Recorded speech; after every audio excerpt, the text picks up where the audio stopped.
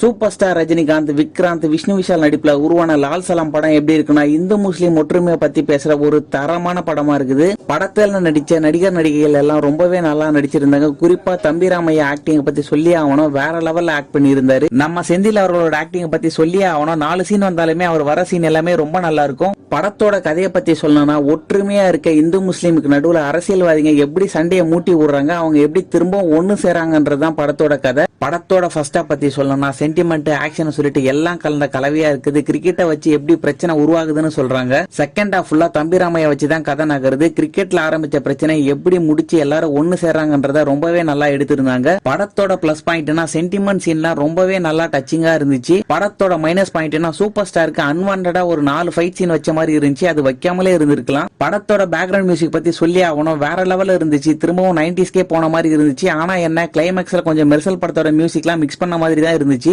ஓவராலா படம் எப்படி இருக்குன்னா, தாராளமா ஒரு தடவை தியேட்டர்ல போய் பார்க்கலாம். ஆக்ஷன், சென்டிமெண்ட் ரொம்ப நல்லா இருந்துச்சு. குறிப்பா தம்பிராமையோட சீன்ஸ் எல்லாம் சூப்பரா இருந்துச்சு. ஐஸ்வர்யா ரஜினிகாந்த் அவர்கள் ஆடியோ லான்ச்ல சொன்ன மாதிரி இந்த படத்துக்கு நேஷனல் அவார்டு கிடைக்குமான்னு சொல்லிட்டு உங்களோட கருத்தை கமெண்ட்ல சொல்லுங்க.